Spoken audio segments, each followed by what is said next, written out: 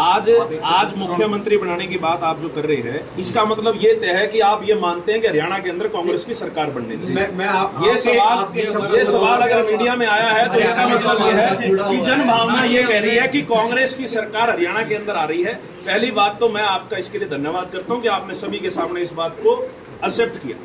बात रही दूसरी, अगर व्यक्तिगत तौर पे बात करेंगे तो अलग है। आज हरियाणा के अंदर आप देखिए कि कहीं ना कहीं प्रदेश कांग्रेस नेतृत्व, हमारा कुशल नेतृत्व, आदरणीय चौधरी भूपेंद्र सिंह हुड्डा जी, हमारे सीएलपी नेता और पीसीसी के अध्यक्ष हमारे चौधरी उदयबान जी, और हमारे नौजवानों के हमें एक आइडल के तौर पर लीडर हम दीपेंद्र सिंह हुड्डा जी को देखते हैं। शुरू से हम उनके साथ मिलकर राजनीति कर रहे हैं। तो कहीं ना कहीं आज प्रदेश की जनता भारतीय जनता पार्टी से विमुख हो गई है।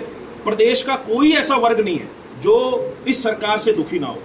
हर वर्ग को इस सरकार ने सड़कों पर लाने का और डंडे फेरने का काम करा है, चाहे वो सरपंच है, चाहे वो कर्मचारी हैं और चाहे वो नौजवान है। तो आज सरकार से प्रत्येक वर्ग इस विमुख है।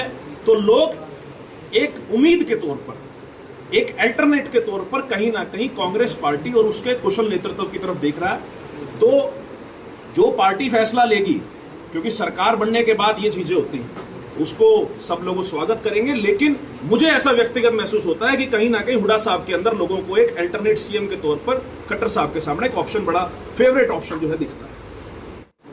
हरियाणा का युवा को मुख्यमंत्री देखना चाहता है, किसे मुख्यमंत्री बनाना चाह रहा है कुछ बताएंगे। कांग्रेस में तो अनेकों चेहरे हैं। आज मुख्यमंत्री बनाने की बात आप जो कर रहे हैं, इसका मतलब ये तय है कि आप ये मानते हैं कि हरियाणा के अंदर कांग्रेस की सरकार बनने चाहिए। ये सवाल अगर मीडिया में आया है तो इसका मतलब ये है कि जन भावना ये कह रही है कि कांग्रेस की सरकार हरियाणा के अंदर आ रही है। पहली बात तो मैं आपका इसके लिए धन्यवाद करता हूं कि आपने सभी के सामने इस बात को एक्सेप्ट किया। बात रही दूसरी, अगर व्यक्तिगत तौर पर बात करेंगे तो अलग है। आज हरियाणा के अंदर आप देखिए कि कहीं ना कहीं प्रदेश कांग्रेस नेतृत्व, हमारा कुशल नेतृत्व, आदरणीय चौधरी भूपेंद्र सिंह हुड्डा जी, हमारे सीएलपी नेता और पीसीसी के अध्यक्ष हमारे चौधरी उदयबान जी, और हमारे नौजवानों के हमें एक आइडल के तौर पर लीडर हम दीपेंद्र सिंह हुड्डा जी को देखते हैं। शुरू से हम उनके साथ मिलकर राजनीति कर रहे हैं। तो कहीं ना कहीं आज प्रदेश की जनता भारतीय जनता पार्टी से विमुख हो गई है। प्रदेश का कोई ऐसा वर्ग नहीं है जो इस सरकार से दुखी ना हो। हर वर्ग को इस सरकार ने सड़कों पर लाने का और डंडे फेरने का काम करा है, चाहे वो सरपंच है, चाहे वो कर्मचारी हैं और चाहे वो नौजवान है। तो आज सरकार से प्रत्येक वर्ग इस विमुख है। तो लोग एक उम्मीद के तौर पर, एक अल्टरनेट के तौर पर कहीं ना कहीं कांग्रेस पार्टी और उसके कुशल नेतृत्व की तरफ देख रहा है।